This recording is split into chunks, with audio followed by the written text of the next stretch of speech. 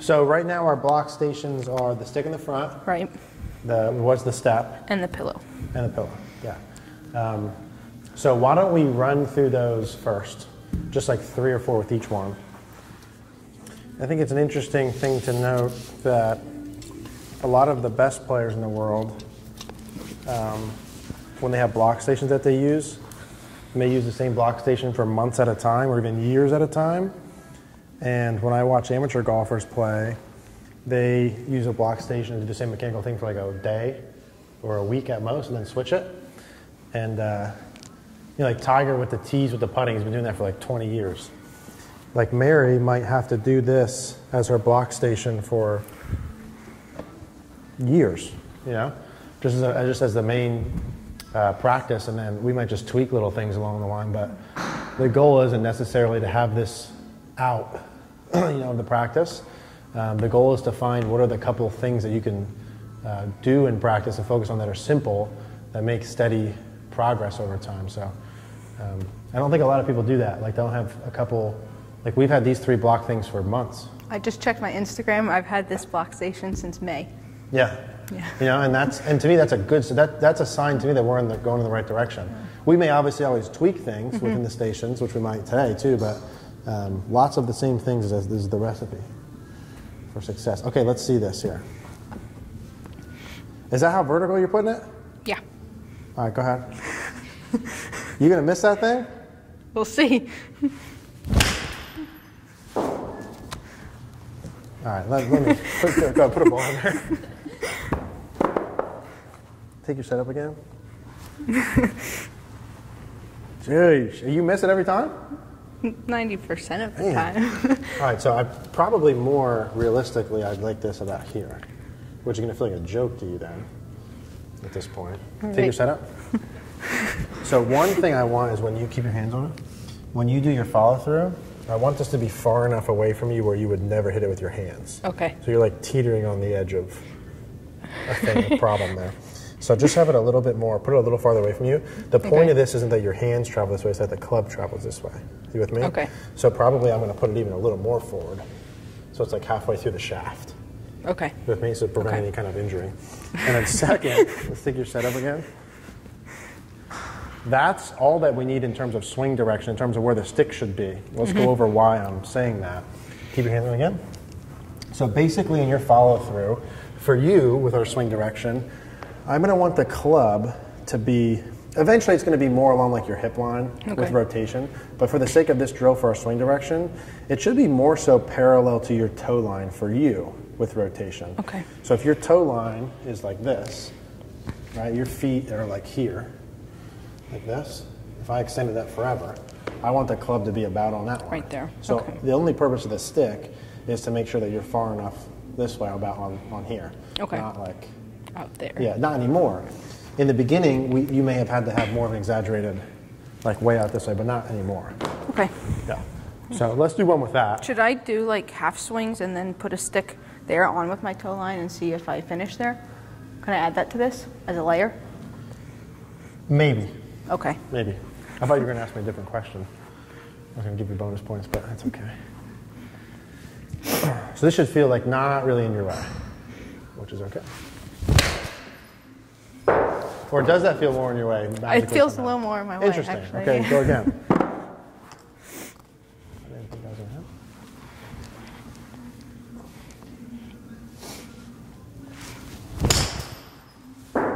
That feels more in your way. Yeah.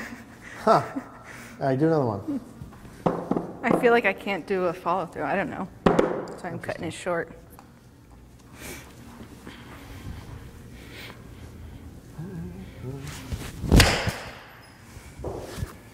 Does that feel like you're swinging more right past impact than normal? I feel like I'm just like extending further. Yeah. Do another couple. Because where I have it set up should be easier than where you have it. Like pretty significantly. Okay, so I'm good with that. So normal setup. If you're uncertain about where to set it up, take your setup, do your kind of alignment, put a stick on your foot, and kind of extend that forever. Maybe put a stick forward of it like that too. And then you want to have the stick just underneath that. About halfway down the shaft. Yeah. So Got the it. notes are like farther from you than you normally do and slightly lower. Okay. That's basically the adjustments I made. Okay. Cool. Let's do a Got it. couple with the pillow. Now, when we're doing these, you'd use the same club? Yeah. Okay.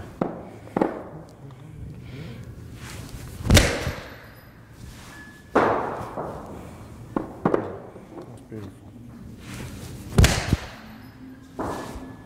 Good.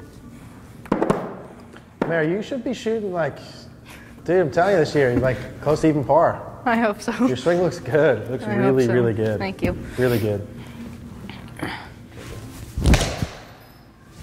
What club you have there? 7. Okay, give me 3 without this in here.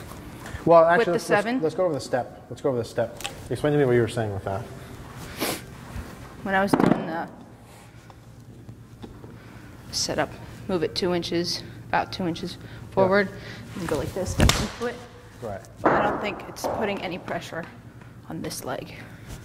In your Backswing. Gotcha. Because I was so focused on not swaying, I just stopped altogether. Gotcha. Let me see you do a handful of them. The step or just a swing? Let's do it with the step as you've been doing it.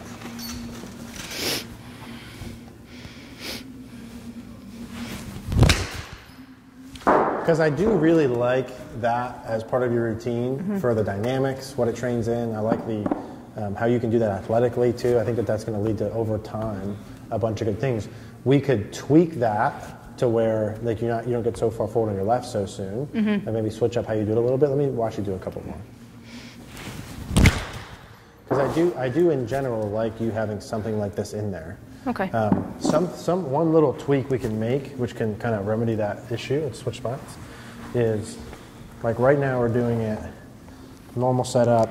You go what, 2 inches forward? Yeah. Here, go back, and then there's a step kind of you lead your transition. So that's a speed trainer thing, that's a transition thing, all good things. But if we're going to be too far forward, which I don't know that you are there or not, but we can do the same thing. Take your normal setup, take this back to here. Okay. So your weight is more kind of neutral in here like Okay. this.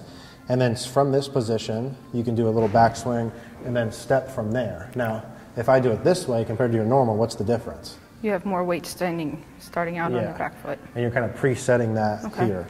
So normal setup, back to here. We'd go back like this and then step from that spot. Okay. You with me? Yeah. So let's try 1 or 2. Do one without a ball. See if we like that tweak or not. That was weird. You tell me what, it's different. You tell me if it feels like you're more back on your right side, more like normal, or if that's too much or too little. Go ahead and do a couple practice ones. I like that shirt too. I don't know, I just noticed that right now. Hey, thanks. I don't know, it feels like kind of neutral. Yeah. Doesn't really. Doesn't feel like you're super left or super No. right?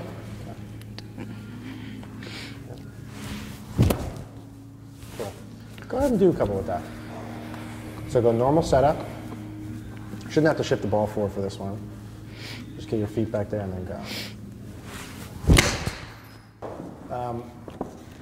I think with where we're at with everything, the reality is neither one of them is going to hurt you too much. It's like which one would get you the most potential gain. I think the one that you put in there that has worked good to this point. I hope I don't see any reason why it's not going to continue to work good. Right. I also think doing it a little bit like that wouldn't hurt. More so just to help you kind of not feel like you're so far forward. Because I don't want that. Right. I don't want you leaning left, staying left, going more left. So I think I'll allow you some freedom to play around with that a little bit. If you want to throw some of those ones in. Along with this. Yeah. Should I just get rid of the forward step altogether and just do I this would one? probably do like half and half. Okay. Yeah. Okay. And play with it and see. I don't think it's going to make any kind of drastic differences either way. I think we're talking minor stuff. And let's see over time if that makes any little adjustments that we can. So don't do that baseball drill where I lift off completely for 2, then do the heel. No. Okay. No. Okay. No. I think stick to just the step one and then maybe just a little adjustment of the step one. From the rest of the mechanical stuff like that, I think that this looks great. Ooh. There's a hole in the net. There is.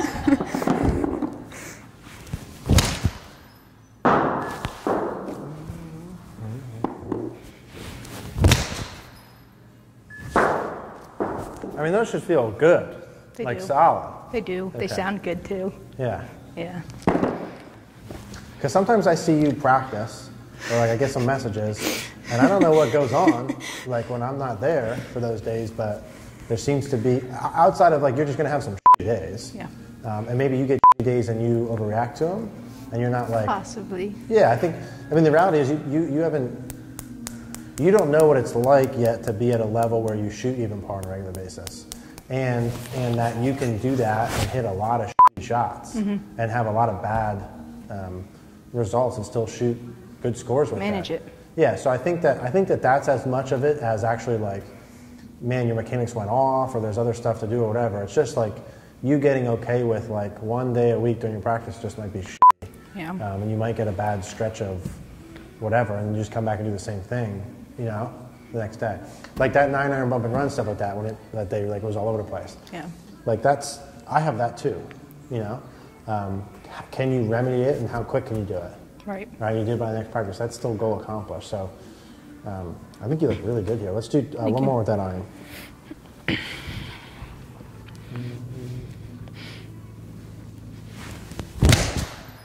Cool.